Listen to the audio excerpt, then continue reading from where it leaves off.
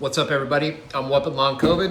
I'm just trying to get through the day and hopefully every day make a little bit of progress on either reducing my symptoms and or reducing my viral load. Today, I'm going to talk a little bit about metrics. And one of the questions I get asked quite a bit is like, how do I measure progress? And obviously the easiest way to measure progress is how do I feel, you know? Do I feel extremely tired? Do I feel like catatonic versus am I energized? And that's very easy to measure, but it's pretty imprecise. And so some of the things that I do manage on a daily basis and track, number one, blood pressure. So my entire life, my blood pressure was bulletproof. I'd be anywhere from 118 to 122 over anywhere from 72 to 75. My entire life, just bulletproof. Once long COVID hit, my blood pressure started vacillating radically, and I'll be as high as 160 over 110 down to like 110 over 70 and everywhere in between. In addition, I tend to get some pretty crazy heart palpitations, which is a good time. And so I did start taking medication for blood pressure. Olmesartan specifically is the one that I am taking. I understand that there's a bunch of different ones. That's the one that one of my doctors recommended as being the best for me. I have found that with that, taking that, it does smooth things out and it kind of gets me to more of a steady state that's around that 120 to 80 range. But I do check it every day. So I use a home unit. I use the Omron unit.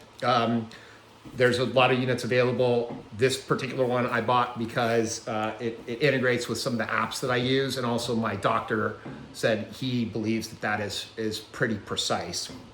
The other thing that I do on a daily basis is this is a Kardia device. It's a home EKG. You put your fingers on it, and it will measure your EKG and then upload it to the app that you're using. So that's also information that I collect pretty regularly.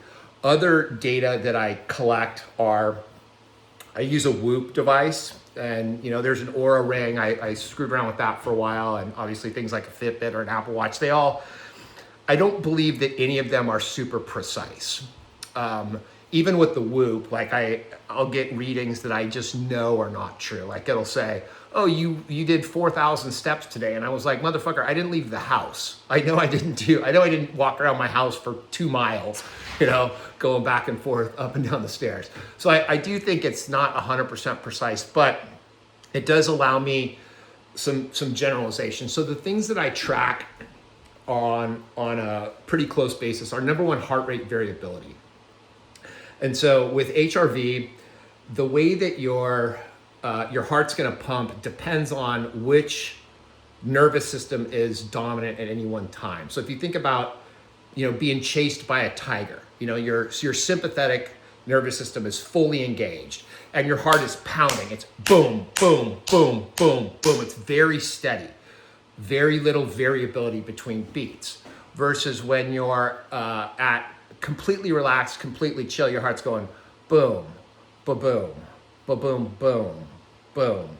It's less rhythmic and there's a lot more variability. So the higher the variability that you've got, the more parasympathetic dominant you are. And one of my major goals at all times is to try to move towards parasympathetic dominance as much as I humanly can. And so the Whoop allows me to track that. Now, some downsides with HRV. Number one, with the Whoop device in particular, it only tracks it when you sleep, as opposed to tracking it all day long. And while that's helpful, we also know that when you're sleeping, you're at more of a rest state than an aroused state. And so your numbers are going to vary a little bit. The second thing I've noticed is that everybody's HRV is individualized to them, and it matters. It's dictated by a whole boatload of factors. So for me, for like the last 6 months before I really started doing this sledgehammer approach to battling long COVID, my HRV based on my Whoop analysis was about 15. Now, to put that into context, there's no right answer, no wrong answer, but if it's under 20, it's probably something you should talk to your doctor about. If it's under 50, that you tend to be overstressed. So I'm walking around at 15. My girlfriend, she's walking around anywhere between 170 and 190 with spikes over 200. And so part of that is just genetics, part of it's conditioning, part of it's lifestyle, part of it's what you're eating, how much coffee you're drinking, all this stuff. So it's not that I'm trying to be like her. What I'm trying to do is increase. I know what my baseline is, which is 15. I'm trying to increase it, and over the last 3 weeks, I've gotten it up to now. It's an average of about 35, which is a pretty big increase from a percentage perspective. So I'm fairly happy with that. I also track kind of resting heart rate.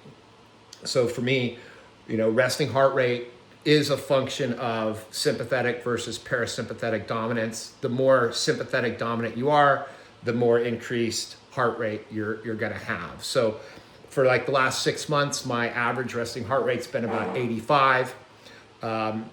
Over the last few weeks, as I've started really hitting this thing with everything I've gotten it down to about 70. So a fairly significant increase in not a lot of time. And that tells me that I am looking at, that I've moved the needle and gotten myself into a more parasympathetic dominant state than I historically have been.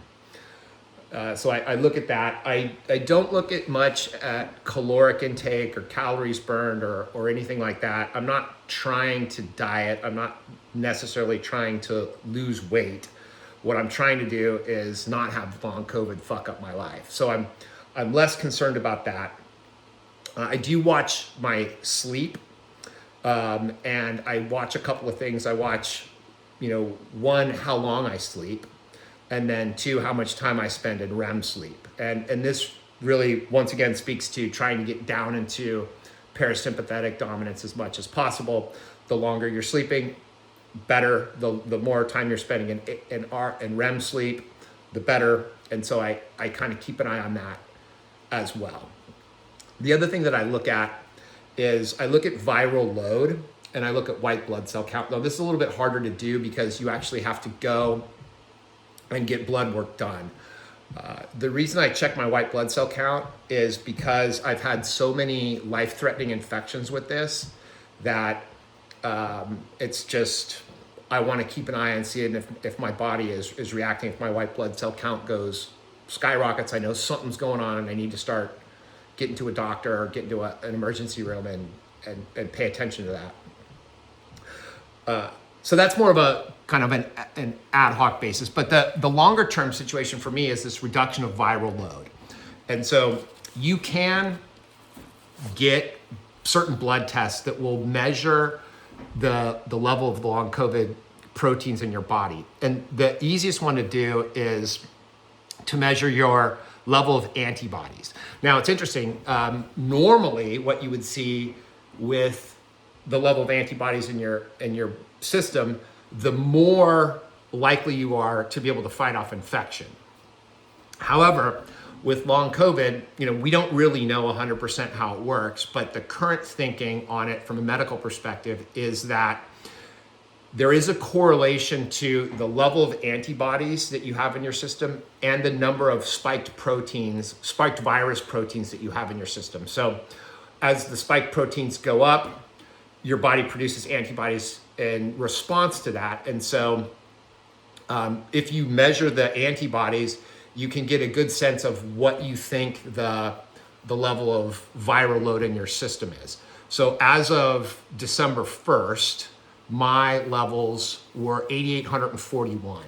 Now, one of the things that we don't know is how that correlates to kind of symptomatic demonstration. So, we will see people whose values are as high as maybe 25,000, but they may not have symptoms that are as strong as mine are. And so, while the number in and of itself is a good baseline for you, you can't really compare it and contrast it with anybody else. So my goal is to, every 30 days, redo the antibody test and kind of see if I'm reducing it or not, and have some tangible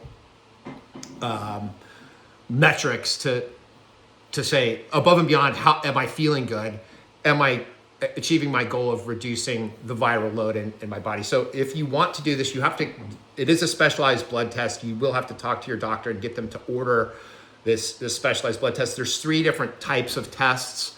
I don't purport to have an opinion on which one is most beneficial or most accurate. What I do believe, though, is that you take your baseline, and then the next time you take it again, do the same test. So you're comparing apples to apples. So those are the primary metrics that I'm using to track right now. I do track some other stuff, but those are the main ones. I do track them on a daily basis for some of them and a monthly basis for others. And that's that. Anyway, let's go kick long COVID's ass together. Later.